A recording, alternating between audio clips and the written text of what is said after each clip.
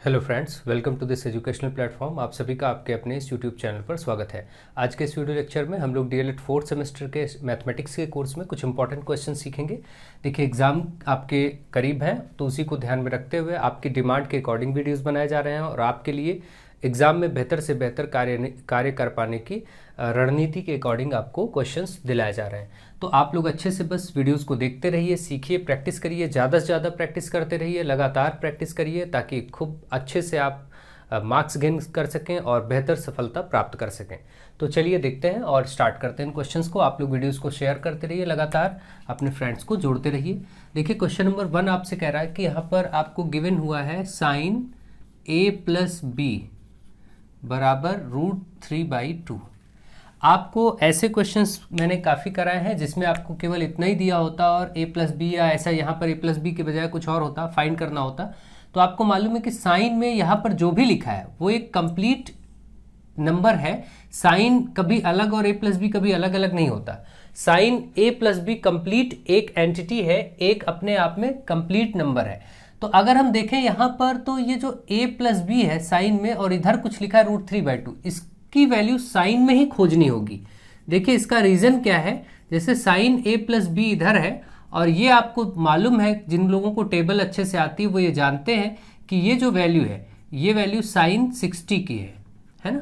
Sign 60 की value √3/2 है। तो अगर साइन 60 की वैल्यू √3/2 है तो यहाँ भी साइन और यहाँ भी साइन दोनों साइड हो गया। तो अब अगर कंपेयर करते तो यहाँ साइन के साथ a+b और बराबर लगा है इधर साइन के साथ 60।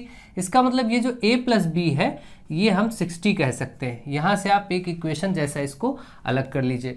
अब देखिए, आपसे कहा गया एक और चीज़, आपको स्टेटमेंट दिया गया है कि कॉसेक a = 2।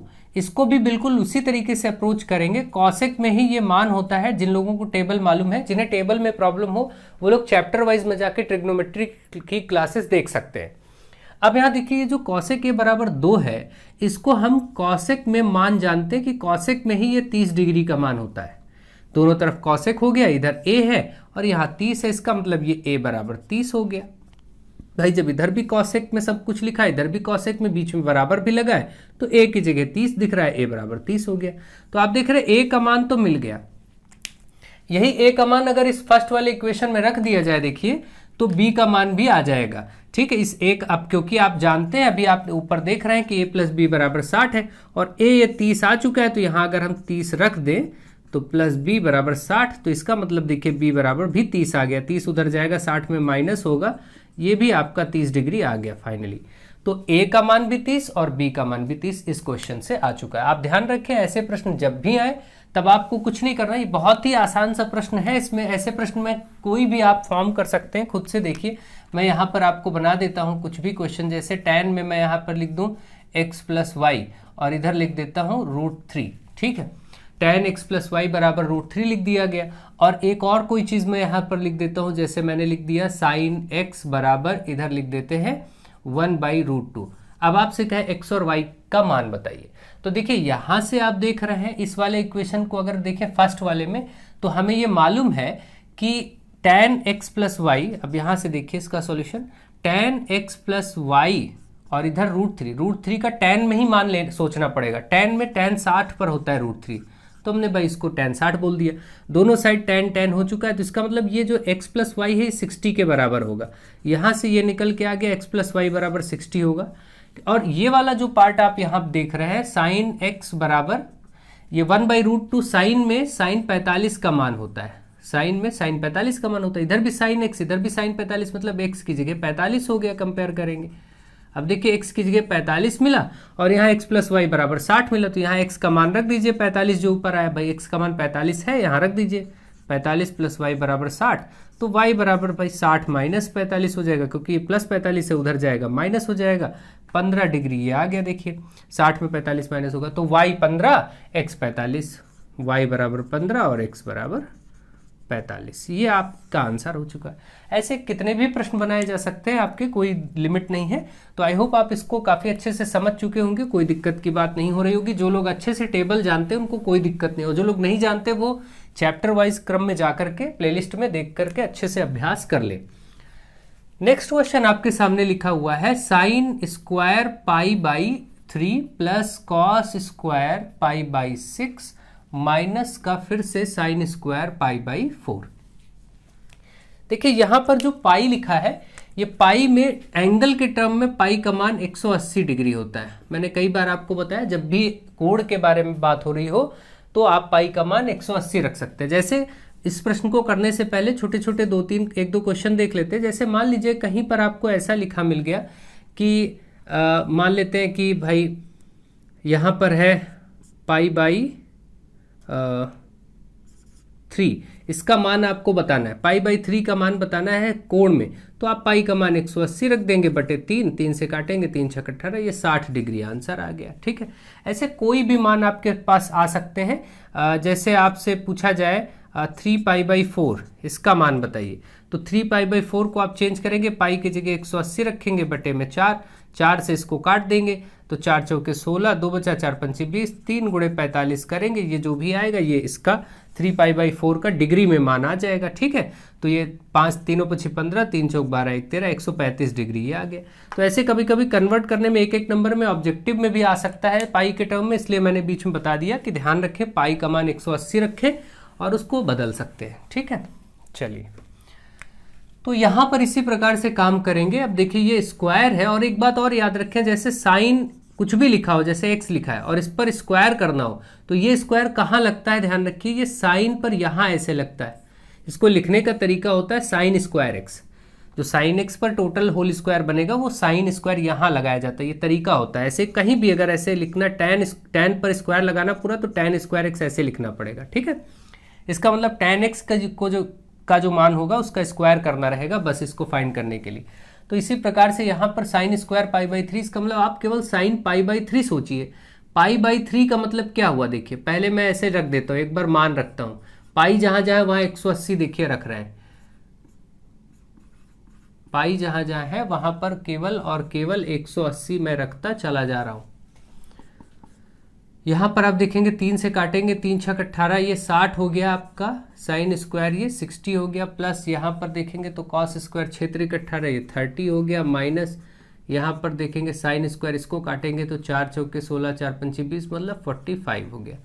आप ये देख रहे हैं सारे मान यहाँ पर एंगल्स के टर्म में आ चुके हैं। 30, 45 में अब केवल मान रखना, मान आपको याद है कि साइन 60 का जो मान होता है टेबल में √3/2 होता है, साइन 60 का मान √3/2 होता है, और उस पर स्क्वायर भी लगा है साइन पर, इसलिए बाहर स्क्वायर लगा दीजिए। आप कॉस 30 का मान सोचेंगे, यहाँ पर कॉस 30 का मान भी वही होता है जो साइन 60 का मान होता है। ठीक है, कॉस 30 का मान क्या होगा, √3/2 ही होगा, और ऊपर स्क्वायर लगा देंगे। साइन 45 1/√2 होगा, और ऊपर स्क्वायर है, आप स्क्वायर लगा देंगे, बस इसको सरल करना बचा। √3 का वर्ग, देखिए जब भी कभी √3 का वर्ग का मतलब क्या हुआ, √3 गुणे √3, जब समान संख्या रूट में गुणा हो तो आंसर 3 ही आएगा। जैसे कभी आपसे कहा जाए √2 का गुणा, तो आप कहेंगे 2, √5, √5 का गुणा तो 5। ठीक, ये सब याद रखें, बेसिक चीजें हैं। तो इसी प्रकार से अगर यहां पर बात की जाए तो √3 का भी वर्ग करेंगे 3 आ जाएगा, और इस 2 का भी वर्ग, क्योंकि पूरे पे वर्ग है तो 2 का वर्ग 4 होगा।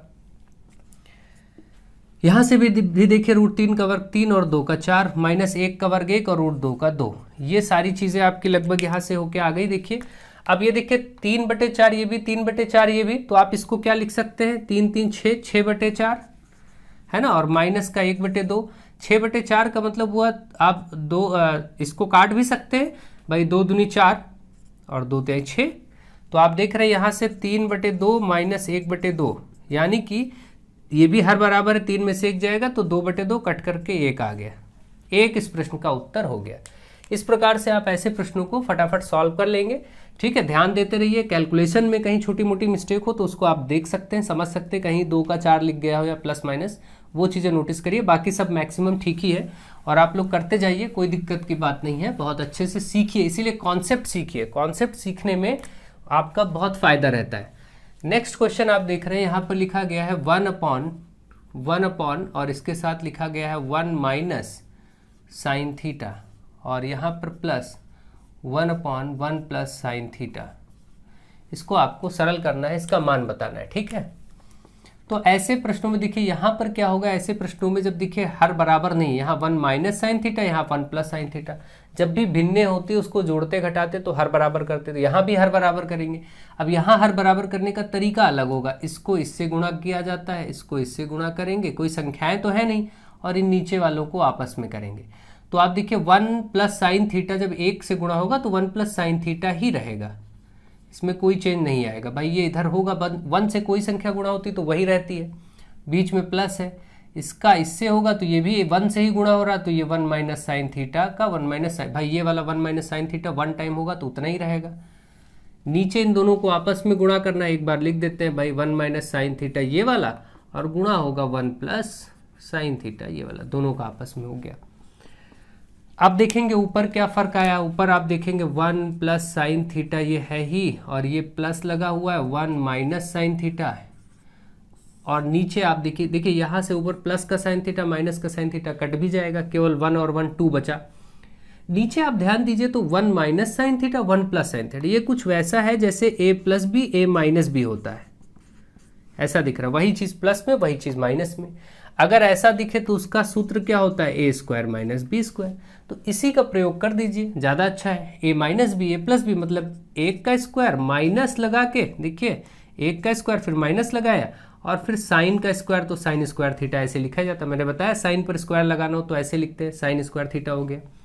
अब आप देखिए यहाँ से सब कटने के बाद केवल 2 बचा, भाई एक ये और एक ये जुड़ के 2 हो जाएगा, और नीचे 1 का स्क्वायर 1 ही रहेगा, और माइनस साइन स्क्वायर थीटा।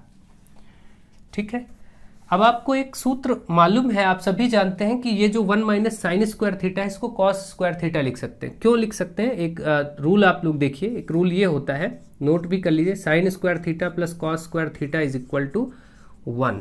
ये आइडेंटिटी आप सभी जानते हैं, ये होता है। इसका मतलब क्या है, साइन स्क्वायर में अगर वही चीज़ लिखी हो प्लस कॉस स्क्वायर में वही चीज़ लिखी हो तो वैल्यू 1 होगी। इसका एप्लीकेशन भी देख लीजिए, क्योंकि ऑब्जेक्टिव में भी क्वेश्चन बन सकते हैं। जैसे मैं आपसे कहूँ कि साइन स्क्वायर यहाँ पर मैं लिख दूँ x, और यहाँ पर कॉस स्क्वायर और यहाँ भी x, तो इसका मान अपने आप 1 हो जाएगा, क्योंकि इस रूल को देखिए, साइन स्क्वायर में वही चीज़ यहाँ भी प्लस कॉस स्क्वायर में वही चीज़ यहाँ भी, अगर यहाँ पर थीटा का मान सेम है, जो यहाँ हो वही यहाँ हो, जैसे जो यहाँ है वही यहाँ है, बीच में प्लस है, तो sine square x plus cos square x का मान 1 हो जाएगा, कुछ भी क्यों ना हो। जैसे मैं आपसे कहूँ कि साइन स्क्वायर यहाँ पर मैं कुछ भी बदल दूँ, जैसे मैं कहूँ कि 18 डिग्री, और प्लस यहाँ से कहूँ कॉस स्क्वायर में 18, तो इसका मान 1, क्योंकि आप देख रहे हैं यहाँ का 18 और यहाँ का 18 सेम है, साइन स्क्वायर प्लस का बिल्कुल इसी से देखिए मैच कर रहा है।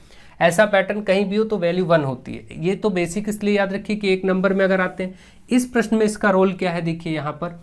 अब अगर आप ये दो चीज़ें प्लस में है, वैल्यू 1 है, तो अगर हम इस साइन स्क्वायर को उधर ले जाएंगे तो ये प्लस में है, उधर माइनस हो जाएगा। तो आप देखिए भाई कॉस स्क्वायर थीटा की वैल्यू निकालें, इसको उठा के 1 के साथ ले जाएंगे तो माइनस हो जाएगा, 1 माइनस साइन स्क्वायर थीटा। आप देखिए बिल्कुल 1 माइनस साइन स्क्वायर थीटा की जगह कॉस स्क्वायर थीटा लिखा जा सकता है। यहाँ देखिए 1 माइनस साइन स्क्वायर थीटा है, तो इसी सूत्र से आप 2/1 माइनस साइन स्क्वायर थीटा की जगह लिख सकते हैं कॉस स्क्वायर थीटा। ठीक है, अब आप देखिए, आपको मैंने ये चीज़ें बताई हैं कि 1 बाई कॉस हो, कॉस थीटा हो तो इसको हम सेक थीटा कह सकते हैं, या 1 बाई सेक थीटा हो तो इसको कॉस थीटा भी कहा जा सकता है।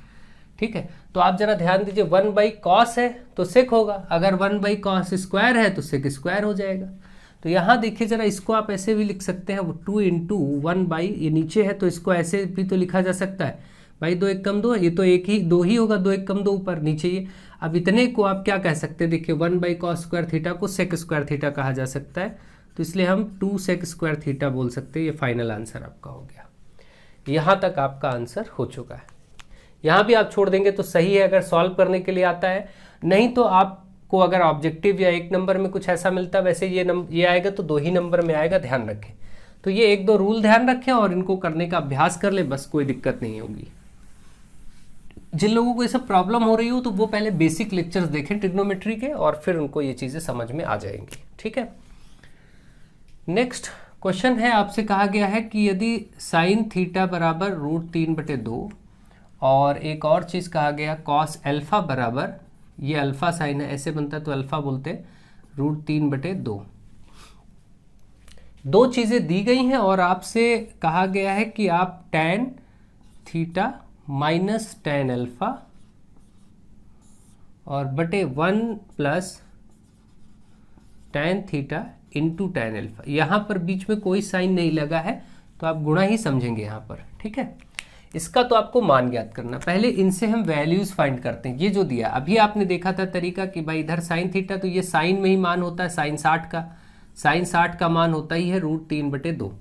टेबल आपको याद होनी चाहिए, नहीं याद है तो मैंने कैसे बनाते हैं ये भी सिखा दिया है, सब देख सकते हैं आप।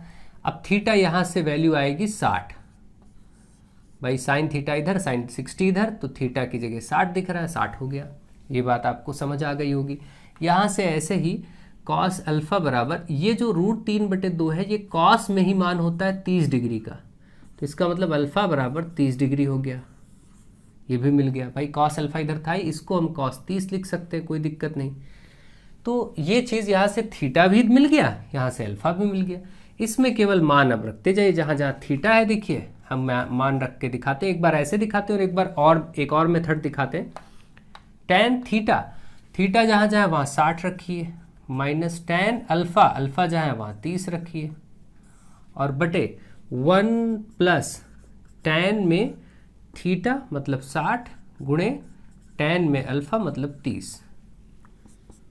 अब आप देखिए tan 60 का मान रख दीजिए टेबल से, √3 होता है, माइनस tan 30 का मान 1/√3 होता है, और बटे ये तो आपका 1 प्लस यहाँ से tan 60 का मान रखेंगे √3 गुणे, और tan 30 का मान रखेंगे 1/√3, ये कट जाएगा। तो अब आप देखिए यहाँ से आपका जो मान बन रहा है वो इसका एलसीएम लेना पड़ेगा, लासा √3 का इससे जब लेंगे √3 3 हो जाएगा। अभी मैंने बताया √3 का √3 से गुणा 3 ही होगा, फिर माइनस ये 1 और बटे में ये √3, नीचे क्या बचा, यहाँ से सब कट के 1 और 1 2 बचा। ऊपर देखिए ये बचा 2/√3, ये 2/√3 और नीचे भी बटे 2, ये बटे 2 है तो समझ लीजिए इसके बटे 1 मान सकते हैं ऐसा है। तो इसको सरल करने की प्रक्रिया बहुत आसान है, इसको आप कहीं और देख लीजिए, स्पेस में देखता हूँ, चलिए यहीं देख लेते हैं। 2/√3 है, गुणा करेंगे तो ये 1/2 हो जाएगा, ये नीचे वाली भिन्न पलट जाएगी और 2 से 2 कट जाएगा, तो फाइनली 1/√3 इसका आंसर आ चुका है। 1/√3 देख रहे हैं यहाँ पर, ऊपर 1 नीचे √3, इसका मतलब आपका इसका आंसर 1/√3 निकल के आया। ये 2 से 2 कट गया, 1/√3, ठीक है। ये आपका आंसर आ चुका है। इस प्रकार से आप इसको अच्छे से समझ गए होंगे कि कैसे ये प्रश्न सॉल्व किया जा रहा है, ठीक है। चलिए आगे बढ़ते हैं। एक और अप्रोच मैं आपको बता देता हूँ, जिन लोगों को ये फॉर्मूला मालूम होगा, यहाँ तक जो लोग अच्छे से कर पाए हैं, वो एक अप्रोच ये लगा सकते हैं जिनको ये मालूम है कि ये कोई फार्मूला है। ये फार्मूला है किसका, देखिए tan a प्लस बी का। tan a प्लस बी बराबर होता है tan a plus tan b। अब यहाँ माइनस है तो आप tan a माइनस बी का फार्मूला लगाएंगे। tan a माइनस बी का फार्मूला होता है tan a minus tan b बटे 1 plus tan a into tan b। तो आप देख रहे हैं साफ साफ ये एक सूत्र है ट्रिग्नोमेट्री का, और इधर देखिए जो लिखा है वही आपको फाइंड करना है। देखिए tan यहाँ a और b की जगह थीटा और अल्फा चल रहा है, यहाँ a और b है, तो इसका मतलब अगर कहीं ऐसा रूप दिखे ये वाला जो आपको दिख रहा है, तो इसकी जगह आप ये शॉर्ट में लिख सकते हैं। मतलब हम इसके बराबर में, इस पूरे के बराबर में tan a माइनस बी, और tan a माइनस बी यहाँ पर क्या है, थीटा माइनस अल्फा, a की जगह थीटा है और b की जगह अल्फा बस।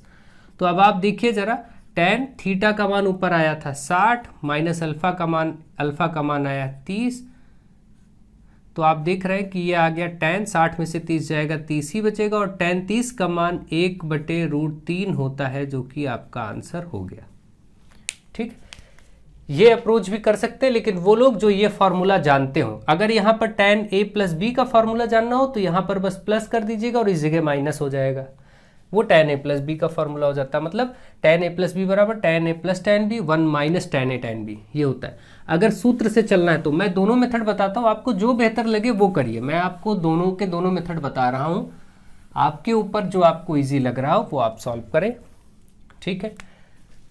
देखिए बहुत ज़्यादा तो मैं डिटेल में जाना नहीं चाह रहा था, लेकिन आप लोग बहुत ज़्यादा डिमांड कर रहे थे कि क्वेश्चन बहुत डिफरेंट अलग अलग टाइप के कराए जाए, इसलिए करा रहा हूँ। नहीं तो आपके सिलेबस में रहना ही उचित है। अगर सिलेबस का बदलाव करना ही होगा किसी को तो फिर हम आप रोक नहीं सकते हैं, इसलिए हमें सिलेबस में रहना चाहिए। लेकिन फिर भी अब आप लोग कह रहे हैं तो हम सिलेबस से आउट ऑफ द वे थोड़ा थोड़ा बीच बीच में कुछ ना कुछ कर लेते हैं। चलिए देखते हैं। आगे दिया गया है यहाँ पर क्वेश्चन में कि 5 tan थीटा बराबर 4।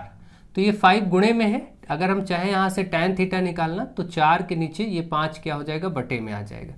पहले तो ये बात आपके सामने आ गई tan थीटा। इस स्टेटमेंट से tan थीटा का मान 4/5। आपको जो ज्ञात करना है उसको जरा देखिए। साइन कितना 5 sine theta, 5 sine theta -3 cos theta, ये आपको ज्ञात करना है। और फिर लिखा है 5 साइन थीटा +2 कॉस थीटा, ये आपको ज्ञात करना है। ठीक है, तो अब सोचिए कि यहाँ तो ऐसा साइन थीटा कॉस थीटा दिख रहा है, यहाँ tan थीटा, आखिर इसमें tan थीटा कैसे बनेगा, हमें तो ये ज्ञात करना है और हमारे पास tan का मान है, तो ये कैसे आएगा। एक तरीका तो ये है कि आप यहाँ से ट्रायंगल बनाएं और ट्रायंगल बना के फिर फाइंड करें, पाइथागोरस लगाएं, उससे करें। और एक तरीका ये है सीधा सीधा कि अगर आपको ये सूत्र मालूम है, बल्कि सबको मालूम ही है, मैंने पढ़ाया ही है कि tan थीटा होता क्या है, साइन थीटा बटे कॉस थीटा। अगर कहीं साइन थीटा बटे कॉस थीटा हो तो उसको tan थीटा कह सकते हैं। तो यहाँ साइन थीटा है, अगर मैं इसको एक भिन्न के रूप में देखूं कि अंश में कुछ लिखा है और हर में कुछ ये लिखा है, मैं इसमें ऊपर भी कॉस से और नीचे भी कॉस से अगर डिवाइड कर दूं, भाग कर दूं, तो देखिए क्या फ़र्क पड़ेगा भाई। 5 साइन थीटा, ध्यान दीजिएगा मैं क्या कह रहा हूँ, 3 साइन थीटा। अगर मैं इसको भी कॉस थीटा से डिवाइड करूं, मतलब अभी ऊपर वाली लाइन केवल ली है, उसको कॉस थीटा से डिवाइड किया है, और फिर मैं क्या करता हूं, नीचे वाली लाइन लेता हूं, यहां पर देखिए ये जो है 5 साइन थीटा +2 कॉस थीटा, ये है, इसको भी मैं कॉस थीटा से डिवाइड कर दूं। देखिए किसी भिन्न में अंश को भी सेम संख्या से और हर को भी समान संख्या से भाग किया तो कोई फर्क नहीं। अगर इसको चाहे तो हम काट सकते हैं, लेकिन हमें काटना नहीं, हमें अपने हिसाब से इसको परिवर्तित करना है। तो देखिए अब ये साइन थीटा के नीचे ये कॉस थीटा आ जाएगा, यानी हम कह सकते हैं 5 sine theta upon cos theta, कोई प्रॉब्लम नहीं। ये इसके नीचे भी होगा और ये इसके नीचे भी होगा। -3 के साथ यहाँ हम कह सकते हैं कॉस थीटा के नीचे भी ये कॉस थीटा हो जाएगा। ठीक है, आप समझ रहे होंगे भाई, ये इसके नीचे भी होता है, ये इसके नीचे। जैसे आपको मालूम है, अगर ऐसे लिखा है 3 + 7/5, तो आप इसको 3/5 + 7/5 भी कह सकते हैं।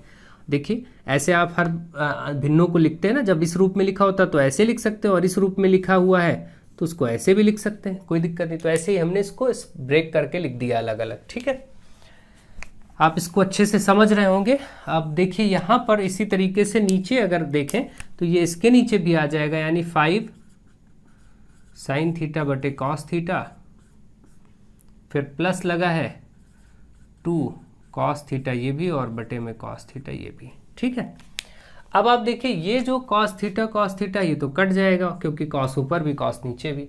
ये जो आप देख रहे हैं 5 × साइन थीटा बटे कॉस थीटा, ये जो दिखाई पड़ रहा है आपको 5 साइन थीटा बटे कॉस थीटा को हम क्या कह सकते हैं, tan। देखिए तो हम कहेंगे 5 tan थीटा, इसको tan बोल देंगे, फिर माइनस ये केवल 3 बचा, क्योंकि ये आपका कट ही गया तो 3 बचा। इसी तरीके से ये 5 tan थीटा ये भी हो जाएगा भाई, साइन थीटा बटे कॉस थीटा है तो tan लिखेंगे, प्लस ये वाला केवल 2 बचा, 2 लिख देंगे। ठीक है, ओके।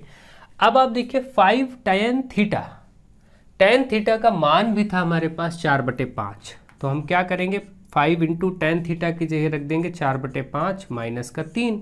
यहाँ भी वही करेंगे, 5 × tan थीटा तो 4/5 प्लस का 2। देखिए 5 से 5 कट गया, ये वाला, ये बचा 4, ये बचा 3, ये बचा 4, ये बचा 2, मतलब ये 1, 4 में से 3 गया 1 और 4 2 6, 1/6 इस प्रश्न का उत्तर हो गया। इस प्रकार ये जो क्वेश्चन है फाइनली सॉल्व होके 1/6 आ गया। तो ऐसे प्रश्नों को इस प्रकार से आप करें तो कर सकते हैं, कोई दिक्कत की बात नहीं। ध्यान दीजिए, समझिए एक एक चीज़ को। कुछ लोगों को टफ जरूर लग रहा होगा, क्योंकि ये ट्रिग्नोमेट्री है और ट्रिग्नोमेट्री बहुत कम लोगों को समझ में आती है। आप में डीएलएड कर रहे बच्चों में बहुत कम लोग इसको अच्छे से समझते हैं। इसके लिए आपको बेसिक्स पढ़ना होगा। जो ट्रिग्नोमेट्री के बेसिक लेक्चर मैंने दिए हैं, पढ़ाए हैं, उनको आप पढ़ लेंगे। 3-4 लेक्चर है तो आप ये सब सीख पाएंगे, समझ पाएंगे। ठीक है, नेक्स्ट आपका सिद्ध करना है tan में 48 और ये सब इंटू है, बीच में कोई निशान नहीं, तो गुणा ही समझिए। 10 में 23 और फिर ये 10 में 42 और ये 10 में 67 और बराबर 1 लाना है। जब सिद्ध करना हो तो कुछ भी नहीं करते, केवल आप लेफ्ट हैंड साइड या राइट हैंड साइड किसी एक को सॉल्व करें और दूसरे के बराबर आ जाए, वो सिद्ध हो जाता है, आप सभी जानते हैं। तो हम इसी लेफ्ट साइड को सिद्ध करना शुरू करेंगे। अब इसमें एक आपको मैंने रूल पढ़ाया था 90 माइनस थीटा, उसको मैं फिर से रिवाइज करा देता हूँ। जैसे कहीं पर लिखा हो 10 और 90 माइनस कुछ भी लिखा हो, जैसे थीटा ही मान लेते हैं यहाँ, तो 10 बदल जाता है कॉट में और यहाँ जो है थीटा वही इसके साथ आ जाता है। जैसे फॉर एग्जांपल मैं आपसे कहूँ कि 10 90 माइनस 17 लिखा हो तो क्या लिखेंगे, तो 10 ऐसे 10 का तो कॉट कर देंगे और यहाँ 17 है ये इसके साथ कर देंगे। ये सूत्र बनाने के तरीके ध्यान रखिए, ध्यान दीजिए। जैसे मैं कहूँ 10 का 90 माइनस 42 लिखा है तो इसका मतलब 10 से ये हो जाएगा कॉट और यहाँ क्या है 42, इसलिए इसको 42। तो ये सब सूत्र आपको मैंने सिखाए हैं चेंज करना, आप अब फिर से रिवाइज करा दिया, ध्यान से समझ लीजिए क्या होता है अच्छे से।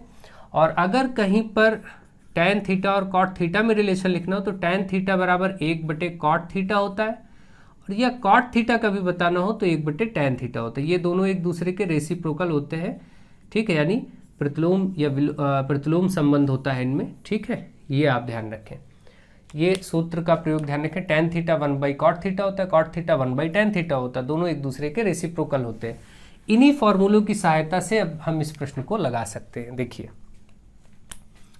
आप ध्यान दीजिए जरा, ये 48 है तो यहाँ 42 है। 48 और 42 को एक साथ कर ले, क्योंकि 48 और 42 को जोड़ने पर 90 हो रहा है।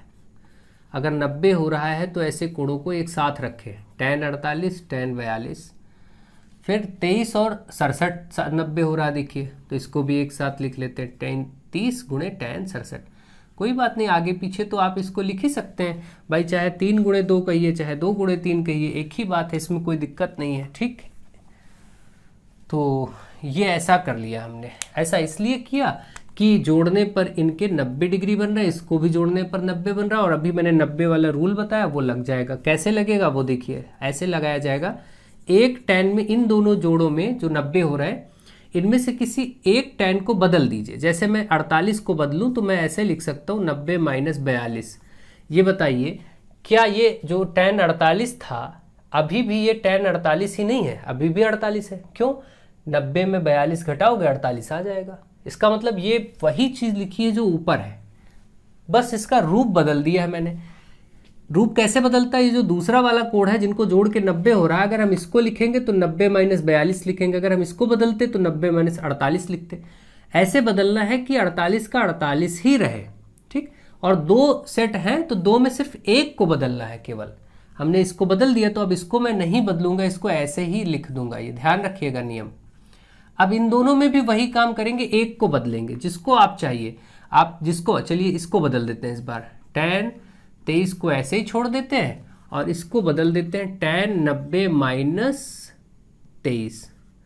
भाई 67 तभी तो आएगा जब 90 में 23 घटाएंगे। देखिए 90 में 23 घटा के 67 ही आएगा, ये वही लिखा है जो ऊपर लिखा है, ठीक। आप समझ पा रहे होंगे। अब दो जो जोड़े बने थे जिनका योगफल 90 हुआ था, इसमें से एक को बदल लिया, इन दोनों जोड़ों में जिनका योगफल 90 हुआ था इनमें से भी एक को बदल लिया, आप देख रहे हैं। अब क्या होगा, अभी बताया कि tan 90 माइनस थीटा हो, tan 90 माइनस के रूप में कुछ भी लिखा हो तो tan बदल जाता है cot में, और यहाँ जो हो, यहाँ 42 है तो 42, ये साथ में आपका tan का 42, और गुणे इसको ऐसे ही रहने दीजिए भाई, tan 23, इसको फिर tan का cot हो जाएगा, बीच में सब गुणा है ही, और यहाँ 90 माइनस में क्या 23 वो आ जाएगा। ये सूत्र हमने आपको बताए। अब देखिए इससे आप डायरेक्ट ही यहाँ से जो लोग सूत्र जानते हैं वो समझ गए होंगे कि ये इतनी वैल्यू 1 हो जाएगी, इतनी वैल्यू 1 हो जाएगी, ओवरऑल आंसर 1 आएगा। लेकिन जो नहीं जानते वो ये भी देखें कि tan और cot का रेसिप्रोकल रिलेशन होता है। भाई इस cot को हम लिख सकते हैं 1/tan, और जो यहाँ है 42, भाई cot 42 को 1/tan 42 लिख सकते हैं। तो ये वाला ऐसे रहने दीजिए tan 42। इसी तरीके से ये जो tan 23 है और गुणे ये cot को हम लिख सकते हैं 1/tan में 23। देखिए ये और ये कट गया, tan 23 tan 42 tan 42 कट गया, सब कट ही गया, 1 × 1 सब मिला के 1 हो गया, 1 गुणे 1 बराबर 1 आ गया। और यही लाना था। आप देख रहे हैं आपने लेफ्ट साइड सॉल्व किया है, ये वाला पूरा सेक्शन सॉल्व किया है और राइट साइड वाला सेक्शन आ गया। आपने सॉल्व किया था LHS लेफ्ट हैंड साइड और आ गया राइट हैंड साइड। आप बोल देंगे कि लेफ्ट हैंड साइड बराबर राइट हैंड साइड। इसका मतलब ये प्रूव हो गया, आपको सिद्ध करना था, आप बोल देंगे ये सिद्ध हो गया। ये प्रश्न ऐसे हो गया। ऐसे कोई भी प्रश्न बनाए जा सकते हैं, कोई दिक्कत नहीं। समान तौर तरीकों में कुछ भी ऐसा किया जा सकता है और आप कितने भी प्रश्न इसके बना सकते हैं। ठीक है, तो आई होप आप इसको अच्छे से समझ गए होंगे। मैंने करवा दिया क्वेश्चन कि कभी ऐसे डिफरेंट आए तो करें। वैसे ऐसे प्रश्न आते नहीं हैं, लेकिन यदि आ भी जाए तो आप कर सकें, कोई दिक्कत आपको नहीं हो। आप लोग वीडियोस को खूब शेयर करते रहिए, लगातार फ्रेंड्स को जोड़ते रहिए। चलिए देखते हैं और भी कुछ क्वेश्चंस कर लेते हैं। अब आप लोगों के सामने 2 क्वेश्चन बहुत इंपॉर्टेंट लिखे हैं, जो कि बच्चे अक्सर कंफ्यूज होते हैं और बहुत ज़्यादा पूछ रहे थे, इसलिए मैंने एक एक क्वेश्चन दोनों का प्रकार का ले लिया है और इसको मैं सोच रहा हूँ कि डिटेल में समझा दूँ।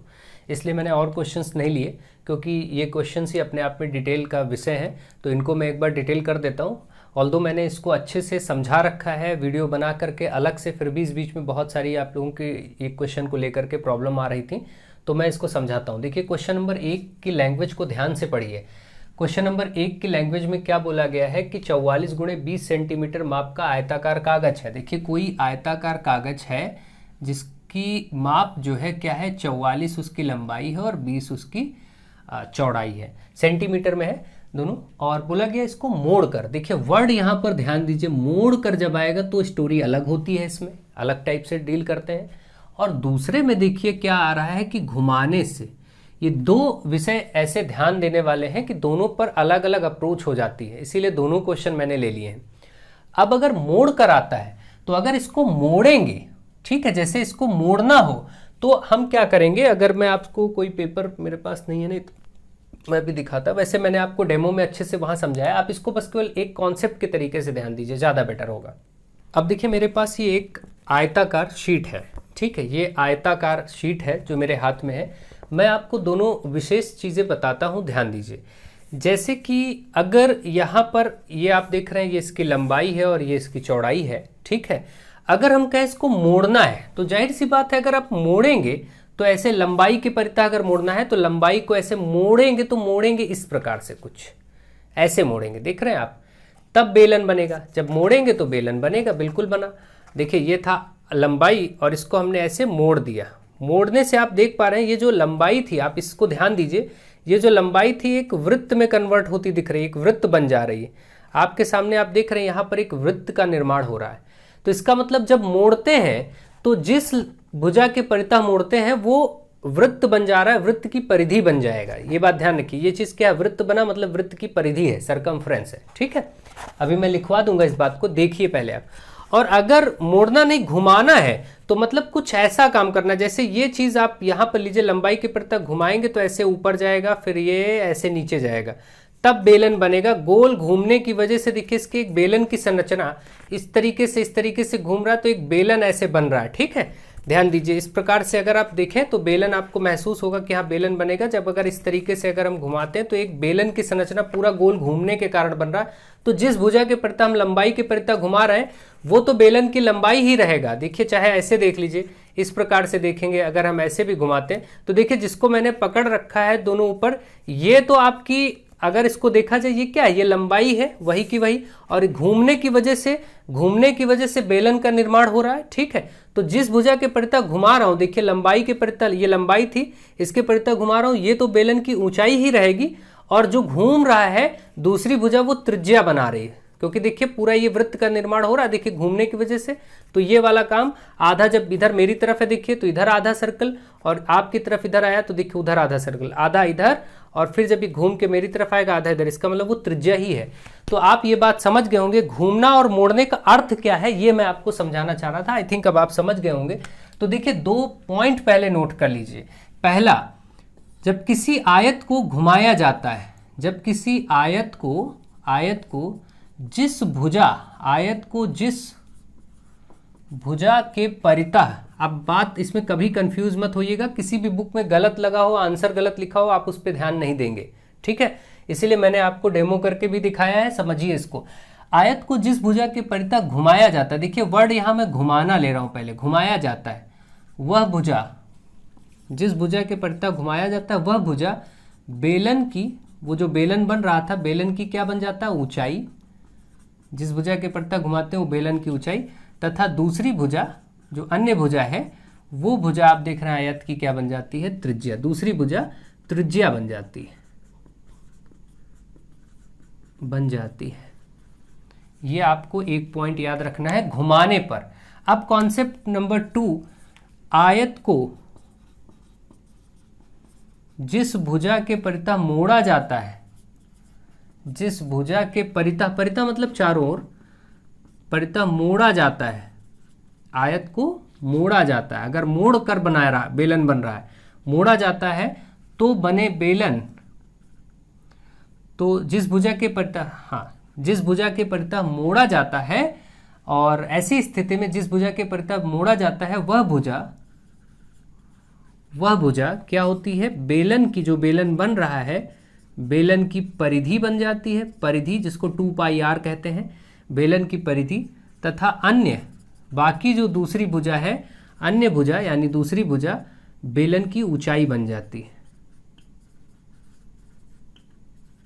ऊंचाई बन जाती है। अब आप इस बात को अच्छे से ध्यान रखेंगे, आपको दोनों केसेस समझा दिए गए हैं।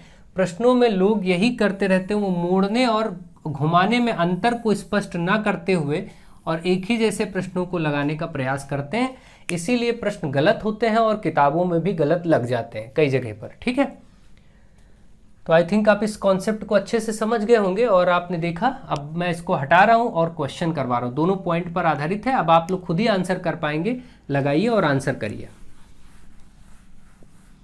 चलिए, तो आप देखेंगे पहला क्वेश्चन फिर से पढ़ते हैं। 44 × 40 सेंटीमीटर माप का आयताकार कागज आपके सामने है, इसको मोड़कर 20 सेंटीमीटर ऊंचा बेलन बना। अगर बेलन 20 सेंटीमीटर ऊंचा बना, इसका मतलब इसको ऐसे ही मोड़ दिया गया रहा होगा। इसको आप देख रहे होंगे इधर की तरफ और इधर की तरफ ऐसे आपस में मोड़ दिया गया होगा। तो इसका मतलब कि ये जो 44, ये अगर ऊंचाई बना है मोड़ने पर, तो इसका मतलब ये परिधि बना होगा, जाहिर सी बात है। तो आप ये कहेंगे कि भाई इसका मतलब कि ये वृत्त की परिधि बना होगा, कौन सा, ये 44। इससे बेलन का निर्माण तो आपका हुआ, देखिए मोड़ने की वजह से बेलन का निर्माण आपका हुआ, और ये जो वृत्त बन रहा है, ये परिधि, ये आपका 20 तो यही हो गया, ऊंचाई ही बताई जा रही। तो ये जो परिधि बना, ये परिधि 44 बनेगी। ठीक, ये परिधि आपकी 44 बन जाएगी। तो वृत्त की परिधि बराबर आप लिखेंगे 44। तो वृत्त की परिधि का फॉर्मूला होता है 2πr, 2πr बराबर 44। 2π का मान रखेंगे 22/7 गुणे r बराबर 44। अब आप देखिए यहाँ पर r बराबर 7 बटे में है, 44 के साथ उधर जाएगा तो क्या हो जाएगा, 7 गुणे में हो जाएगा। भाई जो चीज़ बटे में उधर गुणे में, और ये 22 दूना 44 इधर गुणे में, इसके नीचे बटे में आ जाएगा। 22 दूना 44 करेंगे और 44 फिर इधर नीचे आ जाएगा। तो r बराबर आप देख रहे हैं 7 सेंटीमीटर आ गया। r बराबर 7 सेंटीमीटर। त्रिज्या भी मिल गई, इस बेलन की त्रिज्या r यहाँ पर त्रिज्या है और ये 7 आ चुकी है। ठीक है, 7 सेंटीमीटर। अब कोई दिक्कत नहीं, अब जो कुछ भी इसने कहा रहा हो वो आप फाइंड करिए। जैसे इसने कहा बेलन का आयतन, तो आप फटाफट इधर से देख लीजिए बेलन का आयतन, जिसका सूत्र आपको मालूम है, πr²h, सबके बीच में गुणा होता है। पाई का मान 22/7, r 7 आया है, देखिए त्रिज्या 7 का स्क्वायर, h 20 था, 20 ये दिया ही था, 20 लिख लेंगे। अब आप इसको सॉल्व करेंगे तो 22/7 गुणे r 7 का स्क्वायर, 2 बार 7 गुणे 7 लिख लीजिए, 20, एक बार 7 से 7 कट जाएगा। अब आप देखिए ये आप यहाँ पर देखेंगे तो 22 गुणे 7, 22 को 7 से गुणा कर लीजिए फटाफट, 7 दूनी 14, 7 दूनी 14 1 15, और बाद में 20 से गुणा करना है। देखिए अब आप गुणा करिए 0, 2 से करिए 2 चौके 8, 2 पंचे 10 और 2 1 कम 2 1 3, 3080। और क्योंकि ये आयतन था इसलिए सेंटीमीटर की घात 3 कह देंगे। तो ये 3080 सेंटीमीटर क्यूब या घन सेंटीमीटर कह सकते हैं। ये आपका पहला क्वेश्चन लग चुका है। ठीक है, आई होप अब आप इसको अच्छे से समझ गए होंगे, कोई ऐसी दिक्कत की बात नहीं होगी ऐसे प्रश्नों में, और आप इसको कर पाएंगे। नेक्स्ट क्वेश्चन नंबर 2, इसमें कहा गया 17 सेंटीमीटर और 7 सेंटीमीटर चौड़े एक आयत को चौड़ाई के परिता घुमाया गया। तो मैंने कहा जब घुमाना होता है तो उसका कॉन्सेप्ट आपको पता है कि जिस भी भुजा के परिता घुमाया जाता है वो भुजा बेलन की ऊंचाई बन जाती। यहाँ चौड़ाई के परिता घुमाया गया और चौड़ा है 7, इसका मतलब ये 7 जो है बेलन की ऊंचाई बन जाएगा। तुरंत घुमाने वाले कॉन्सेप्ट में बेलन की ऊंचाई बन जाता है, जिस भुजा के परिता घुमाते हैं तो बेलन की ऊंचाई 7 को ही ले लेंगे, क्योंकि यहाँ चौड़ाई के परिता घुमाया गया और चौड़ाई ये कम वाली होती 7 जिसको कहेंगे। और दूसरी जो बचती है वो बेलन की त्रिज्या का काम कर, बेलन की त्रिज्या जिसको R से लिखते हैं, और वो 17 हो जाएगा। अब आपको कोई दिक्कत नहीं, आप बेलन का आयतन आपको यहां भी बताना है, तो बेलन के आयतन का सूत्र होता है पाई R स्क्वायर H। पाई का मान 22/7, R स्क्वायर मतलब 17 का स्क्वायर है ना, R 17 है तो 17 का आप स्क्वायर करेंगे गुणे 7, 22/7 गुणे 17 का स्क्वायर मतलब 17 गुणे 17, और गुणे में ये 7 है ही, 7 से 7 कट ही जाएगा। 22 गुणे 17 गुणे 17 होता है 289। 17 का वर्ग आप जानते हैं 289 को, अब 22 से बस केवल गुणा करके उत्तर लिख दीजिए।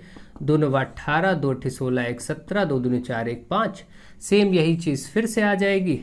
देखिए 8 8 7 15, 7 5 12, 1 13, 3 1 6, सॉरी 5 1 6, 8 8 7 15 5, 7 5 12, 1 13 और 5 1 6।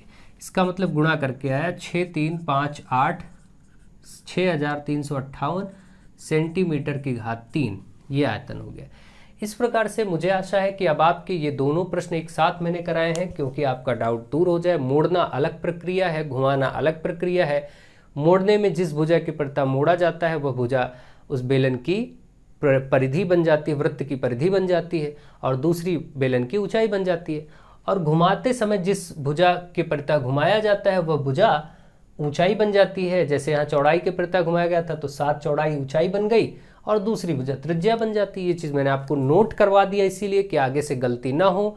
और जब भी पढ़िए तो स्टैंडर्ड बुक से इन कॉन्सेप्ट को ढूंढिए। अगर आपको ढूंढना है क्लास 8 यूपी बोर्ड की हिंदी मीडियम मैथमेटिक्स की बुक में जाइए, बेलन शंकु चैप्टर में, वहाँ पर आपको ये घुमाने वाला कॉन्सेप्ट मिल जाएगा। शायद मोड़ने वाला कॉन्सेप्ट वहाँ नहीं है, लेकिन घुमाने वाला तो ज़रूर मिल जाएगा। तो इस प्रकार से ढूंढिए, आपको स्टैंडर्ड बुक से देखिए। जो आज के प्रकाशन की किताबें आपके मार्केट में अवेलेबल है, इसमें बहुत गलतियां हैं, बहुत मिस्टेक्स हैं, तो उन पर ध्यान मत दीजिए। स्टैंडर्ड बुक्स की तरफ जाइए और वहाँ से देखिए, फिर करिए। इसमें बहुत बच्चे कंफ्यूज होकर के बार बार सर बुक में तो ऐसा आंसर है, आपने गलत कराया, ये हुआ वो, बहुत सारे प्रश्न आते हैं। तो ये सब समझदारी वाली बातें नहीं है। आपको जो उचित लगे इसके बाद आप कर सकते हैं। मैंने विशेष रूप से हर चीज़ को समझा दिया है, अब आपका डाउट नहीं होना चाहिए। आप लोग अच्छे से पढ़िए, आगे बढ़िए, खूब मेहनत करिए, खूब जम करके मेहनत करिए, पढ़ते रहिए कंटिन्यूअसली और अपनी डिमांड बताते रहिए। मैं आपके डाउट्स को दूर करता रहूँगा। आप सब अच्छे नंबर पाएँ, सफल हों, पास हों। So thank you to all of you.